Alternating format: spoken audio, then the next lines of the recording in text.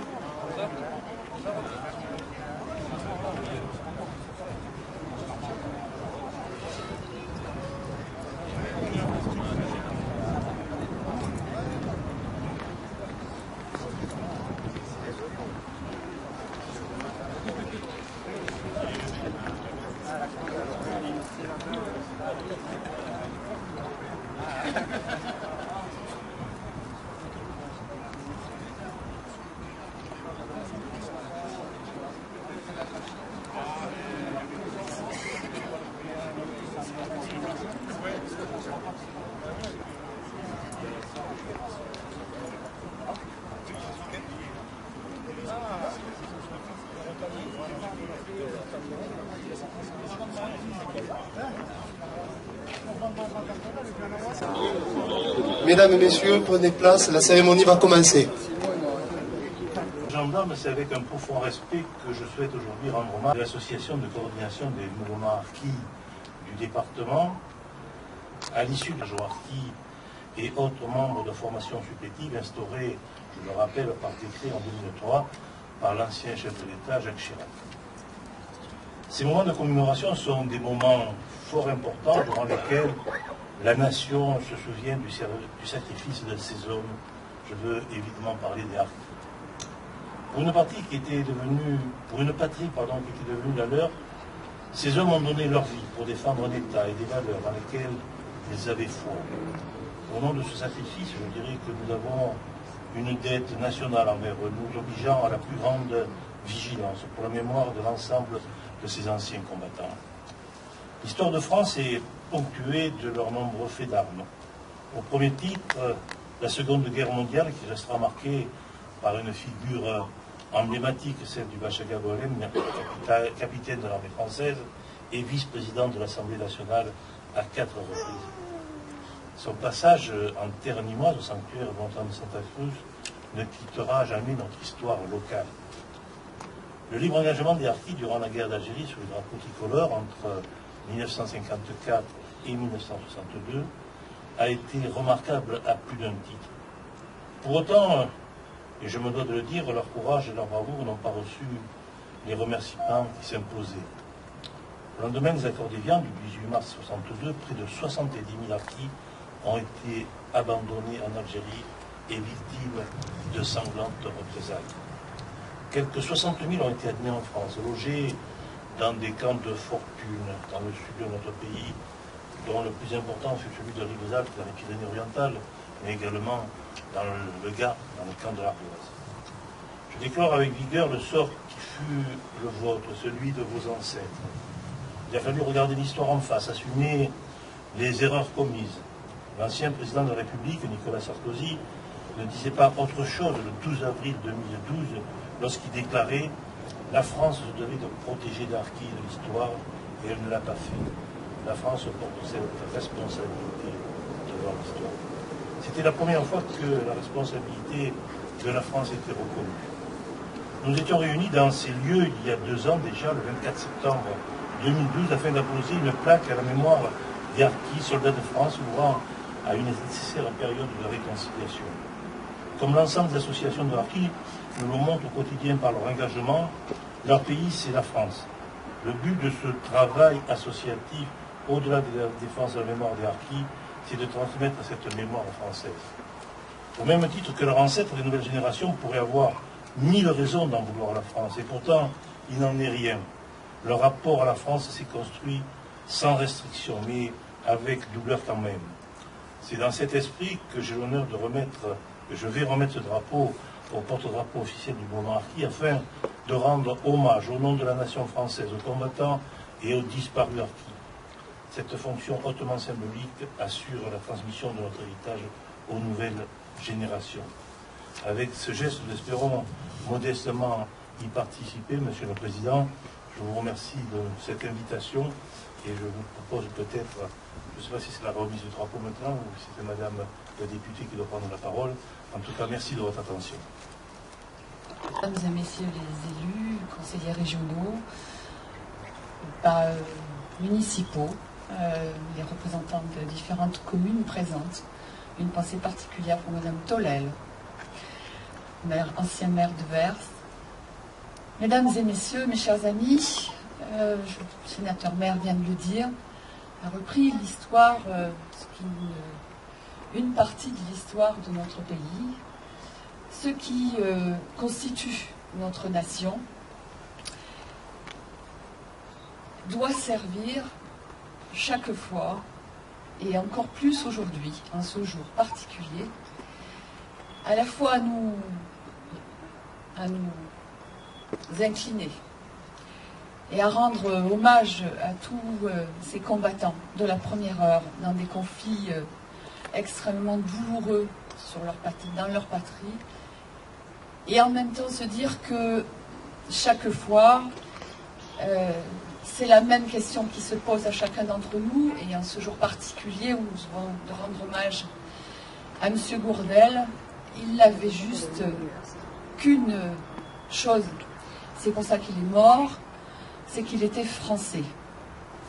La France est un pays, est une nation composée d'une grande diversité d'histoires, de cultures, de présence dans le monde, et nous devons continuer en sa mémoire, en la mémoire de vos ancêtres, à perpétuer cette force et cette volonté de garder cette nation qui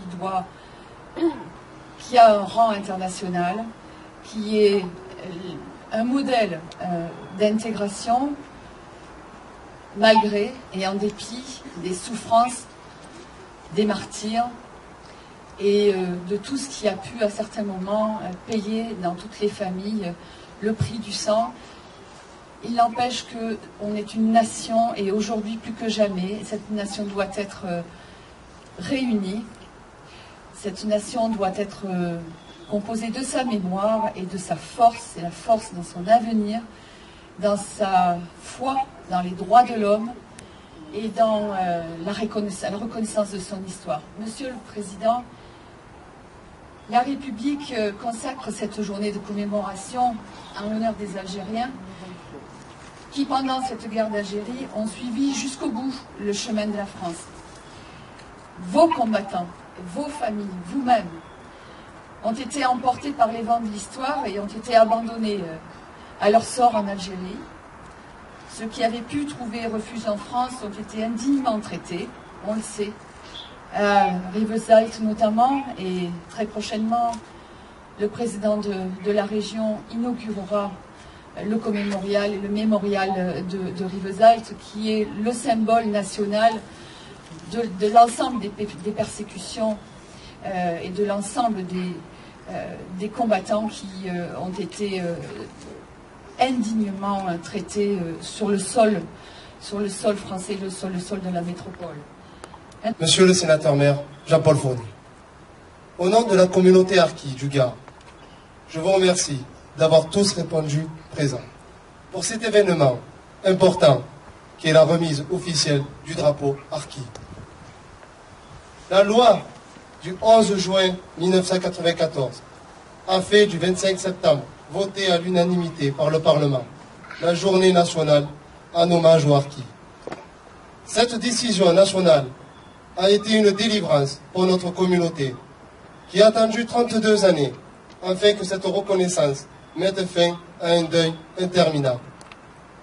Par cette loi commémorative, c'est la mémoire, le souvenir et l'honneur des harkis qui est rétabli. Nous en sommes fiers. Notre association, dont l'objectif premier est de maintenir et préserver la mémoire de ceux qui ont donné leur vie au combat pour la France, a souhaité présenter un drapeau réservé aux harkis lors des commémorations nationale. Ainsi, les pouvoirs publics nous ont autorisés à arborer un drapeau, lequel nous est remis officiellement, selon la loi, par Monsieur le sénateur-maire Jean-Paul Fournier, que je remercie sincèrement et auquel je voudrais exprimer notre gratitude pour le soutien indéfectible qui manifeste à la communauté harkie. Je remercie aussi tous les élus ici présents pour leur réel soutien. Cet événement est aussi le vôtre, puisque vous êtes l'incarnation du peuple français. À travers votre diversité, vous êtes la nation rassemblée autour d'une grande mémoire, celle de la souffrance et de l'abandon. Grâce à votre solidarité et à la reconnaissance que vous témoignez à notre communauté, je suis confiant à l'avenir des harkis, car la mémoire des harkis est une mémoire qui rassemble. Je vous remercie.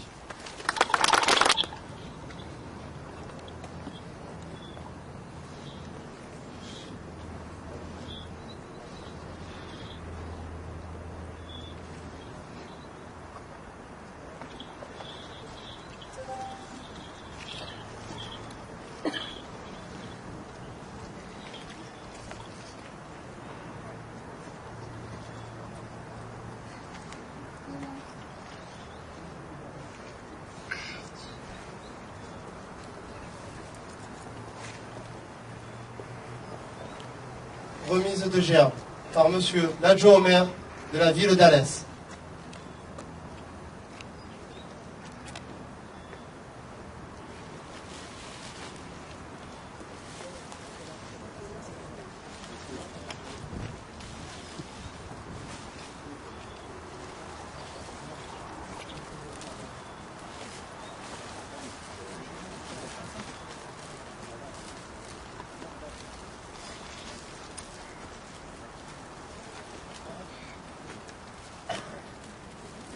Remise de gerbe par Monsieur Salem Marchi et le président de la coordination harkie.